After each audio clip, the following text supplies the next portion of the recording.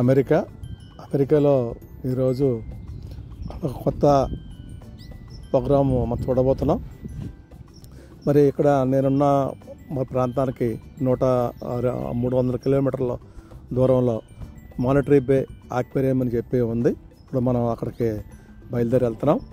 ఈ బయలుదేరి వెళ్ళేటువంటి దారిలో మరి రోడ్డుకి ఆ పక్క ఈ పక్క కూడా రోడ్డుకి ఆ పక్క ఈ పక్క ఉన్నటువంటి ఈ ల్యాండ్స్ అన్నీ కూడా మరి బెర్రీస్ మరి పంట. ఒక పక్కేమో క్యాబేజీ, ఒక పక్కేమో బెర్రీస్ పంట ఇక్కడ మీకు పండుతుంది. వేల ఎకరాల్లో ఈ బెర్రీస్ ఎన్ని పండిస్తారు. స్ట్రాబెర్రీస్, బ్లూబెర్రీస్ ఇవన్నీ కూడా పండిస్తారు ఇక్కడ.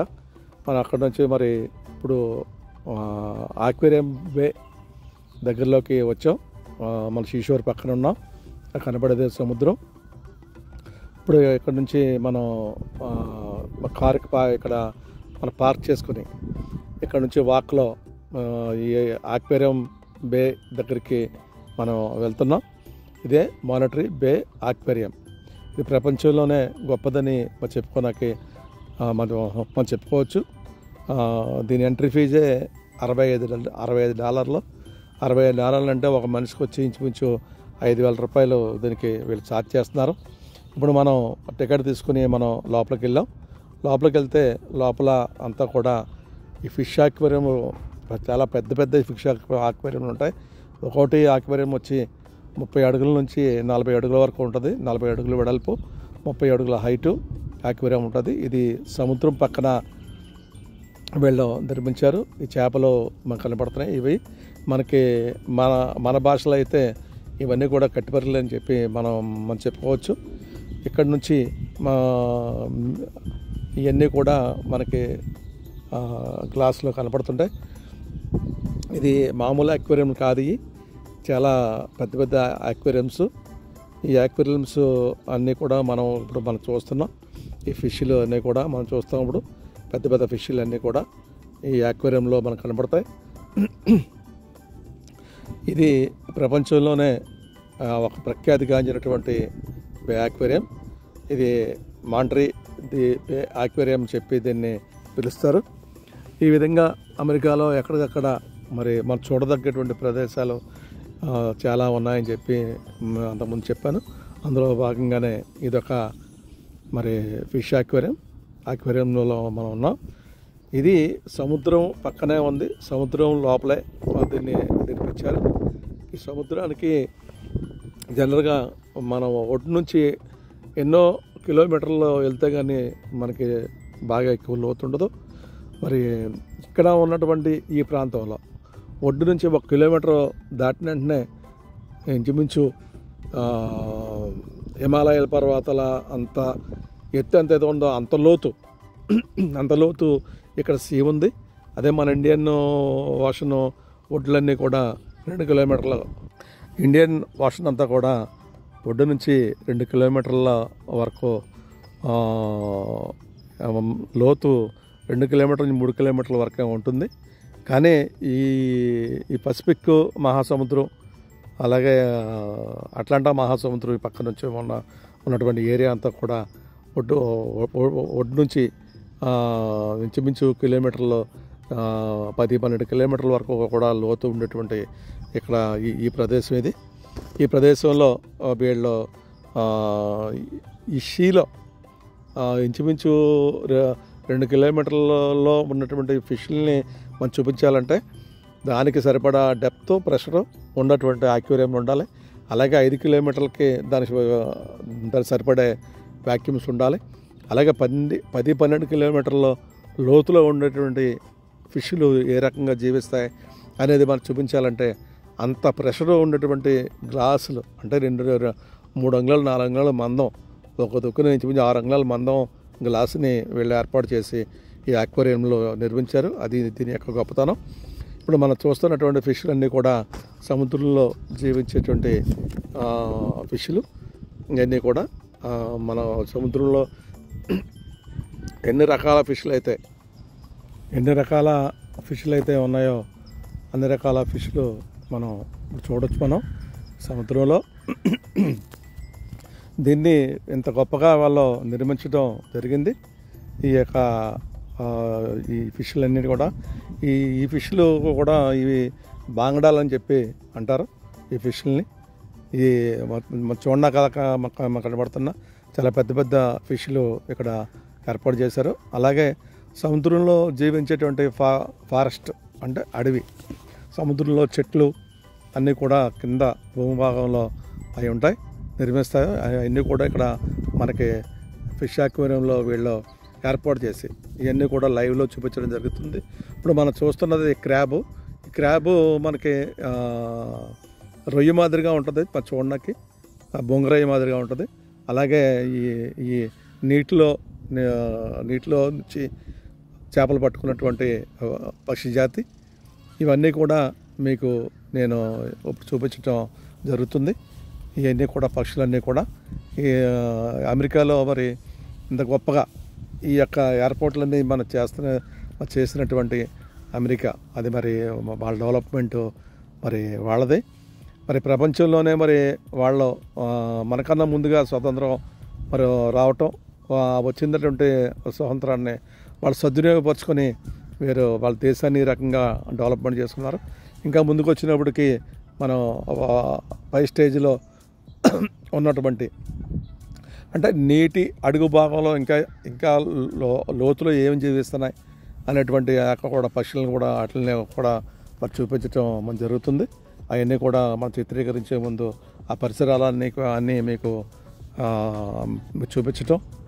అదేవిధంగా దీని చుట్టూ సముద్రం ఉంటుంది, ఆ సముద్రం కూడా మీకు కనపడుతుంది. ఇప్పుడు ఇక్కడ నుంచి మన బైనాకులర్లో చూస్తే కనుక ఎక్కడెక్కడ సముద్ర తీరంలో దూరంగా ఉన్నటువంటి మనం ఈ పక్షుల్ని వాటిని మనం చూడడానికి ఆస్కారం ఉంది. ఆ విధంగా మనం చూస్తున్నాం. ఇది అమెరికాలో వీళ్ళు ఏర్పాటు చేసుకున్నటువంటి మరి ప్రపంచవ్యాప్తంగా గొప్పగా చెప్పుకునే విధంగా ఉండే విధంగా వీళ్ళు ఈ యొక్క ఫిష్ అక్వేరియంని ఏర్పాటు చేసుకున్నారు.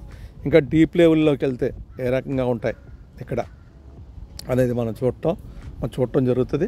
ఇప్పుడు చిన్న చిన్న జీవులన్నీ కూడా బాగా డెప్త్లో ఉంటాయి.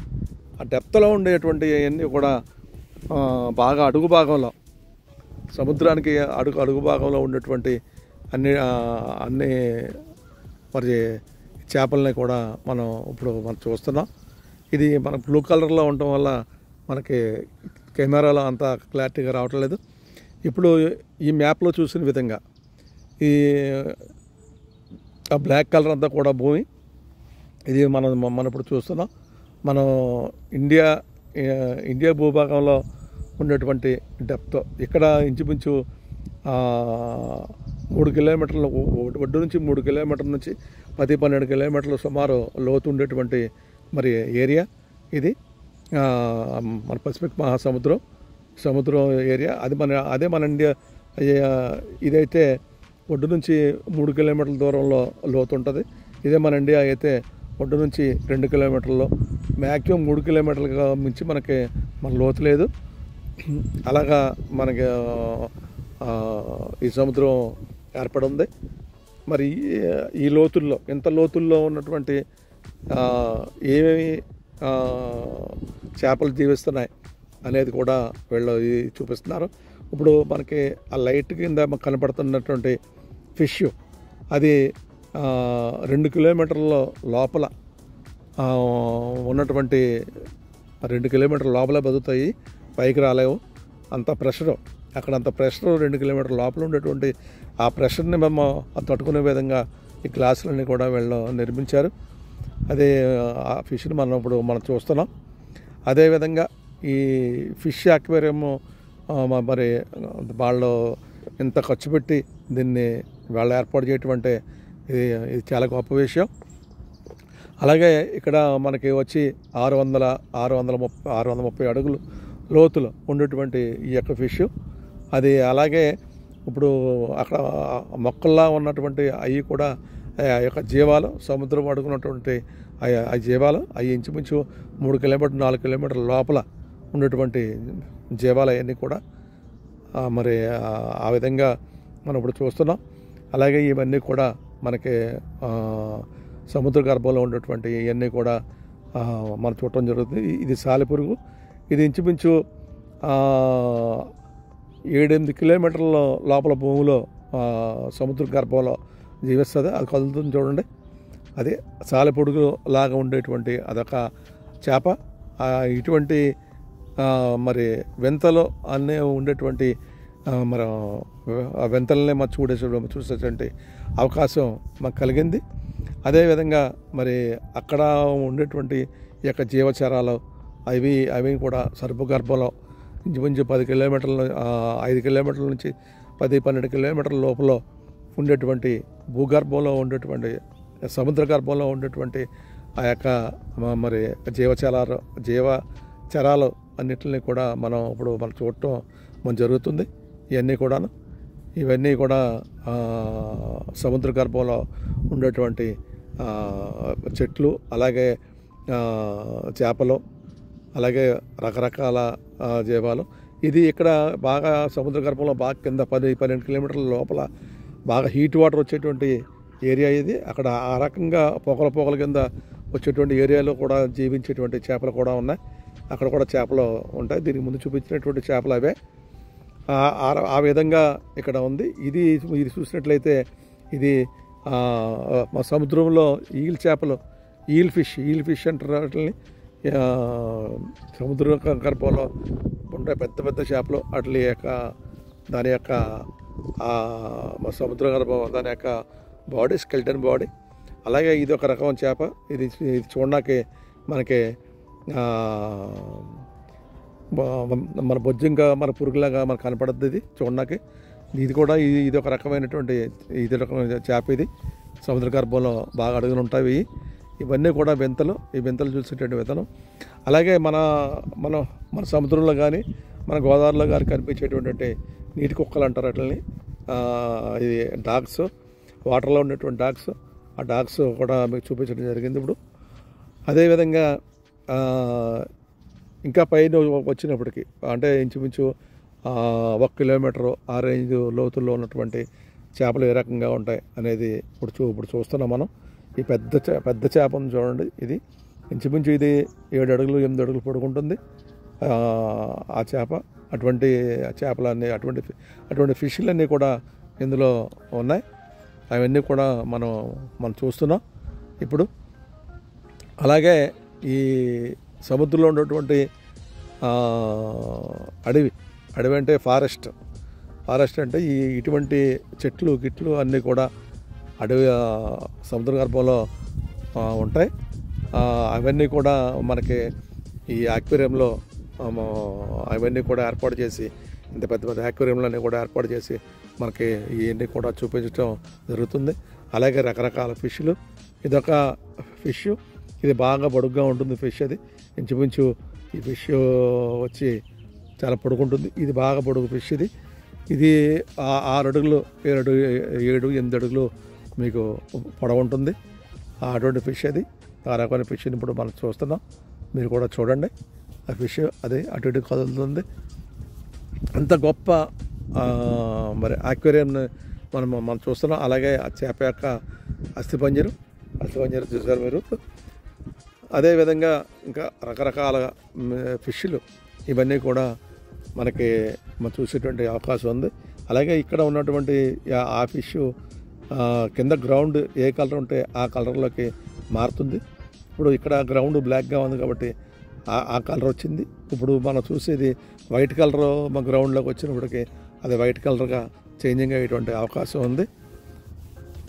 ఈ విధంగా ఈ యొక్క ఫిష్లన్నీ కూడా మనం చూసేటువంటి అవకాశం మనకు ఏర్పడింది. ఇది మన అమెరికాలో నేను ఉండటం వల్ల ఇవన్నీ కూడా మనం చూడటం జరుగుతుంది. అదే ఇప్పుడు నేనున్న ప్లేస్ నుంచి బయలుదేరి 300 కిలోమీటర్లు ప్రయాణం చేసిన తర్వాత ఈ ఆక్వేరియంని మనం చూడగలిగాం. అదే ఏమో షార్క్స్, ఇవి చాలా పెద్ద షార్క్స్. ఈ షార్క్లను కూడా మనం ఇప్పుడు చూడటం జరుగుతుంది. అలాగే పెద్ద చేపలు, పెద్ద ఫిష్లు అన్నీ కూడా ఇందులో ఉన్నాయి. ఇవన్నీ కూడా మీకు నేను చూపించడం నాకు చాలా హ్యాపీగా ఉంది. ఇవన్నీ ఈ చేపలో ప్రపంచవ్యాప్తంగా ఉండేటువంటి ఈ ఫిష్లన్నింటినీ కూడా ఇక్కడ వీళ్ళు ఈ యొక్క ఆక్వేరియంలో తీసుకొచ్చి మరి అందరికీ మరి చూపించేటువంటి అవకాశం మరి ఏర్పడినటువంటి పరిస్థితుల్లో ఇవన్నీ మనం చూస్తున్నాం. అలాగే మనం సముద్ర గర్భంలో ఉండేటువంటి ఇవన్నీ కూడా గొప్ప గొప్ప ఫిష్లు, గొప్ప గొప్ప అడవి ఏరియా, జంగిల్. మనం బయట మన భూమి మీద ఉంటే కనుక జంగిల్, మన భూమి మీద చెట్లు గిట్లు అని చెప్పుకుంటాం. అలాగే సముద్ర గర్భంలో కూడా జంగిల్ ఉంటుంది. ఆ జంగిల్ చెట్లు ఇవి కూడా ఉంటాయి. అవన్నీ కూడా మీకు ఇప్పుడు చూపించడం జరిగింది. ఇదే విధంగా అమెరికా యొక్క మన గొప్పతనాన్ని మనం ఒకసారి మళ్ళా మనం చెప్పుకోవడం అవసరం. ఎందుచేతనంటే వాళ్ళకు ఉన్నటువంటి వనరులు ఇవన్నీ కూడా చాలా గొప్పగా ఉన్నాయి. ఇదే ప్రాంతంలో ఉన్నటువంటి భూమి నుంచే వీళ్ళకి ఎక్కువ అన్నీ కూడా డ్రై ఫ్రూట్స్ అన్నీ కూడా ఈ ప్రాంతంలో నుంచే వేలకు వేల ఎకరాల్లో ఈ డ్రై ఫ్రూట్స్ అన్నీ కూడా ఎక్స్పోర్ట్ అయ్యి అమెరికా అంతా కూడా సప్లై అవుతుంది. అలాగే ఇతర దేశాలు కూడా సప్లై చేస్తున్నారు. అదేవిధంగా ఇక్కడ ఉన్నటువంటి ఫిష్లు అదే అడవిలో ఉండేటువంటి అడవి, సముద్ర గర్భంలో ఉన్నటువంటి అడవిలో ఉన్నటువంటి ఆ చెట్లు అన్నిట్లు కూడా వీళ్ళు స్వయంగా ఏర్పాటు చేసి ఈ ఆక్వేరియంలో స్వయంగా ఏర్పాటు చేసి ఇవన్నీ మనం చూపించడం జరిగింది. ఇదే విధంగా దుబాయ్లో కూడా ఆక్వేరియంలో ఉన్నాయి. అవి కూడా నేను చూడటం జరిగింది. దానికన్నా ఇది బెటర్ థింగ్గా ఉంది. అలాగే ఇప్పుడు మనం చూస్తున్న పక్షులు అది ఆల్బట్రాస్ అని చెప్పి అంటే ఒక పక్షి.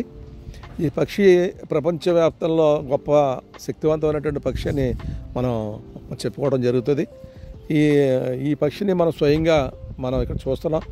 అతను ఆ పక్షిని పట్టుకొని దాన్ని పట్టుకొని ఉన్నాడు. అటువంటి ఈ పక్షి ఎక్కువ శక్తివంతమైనది.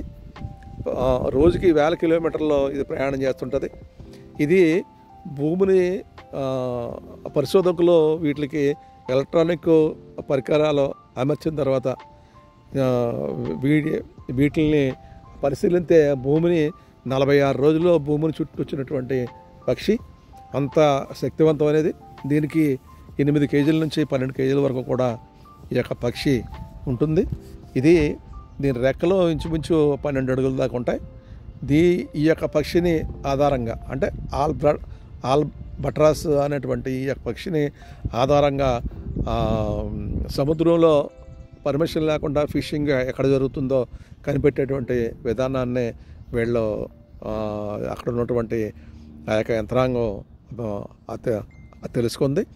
ఈ ఆల్బట్రాస్ ఈ పక్షిని ఉపయోగించి సముద్రంలో ఎక్కడైతే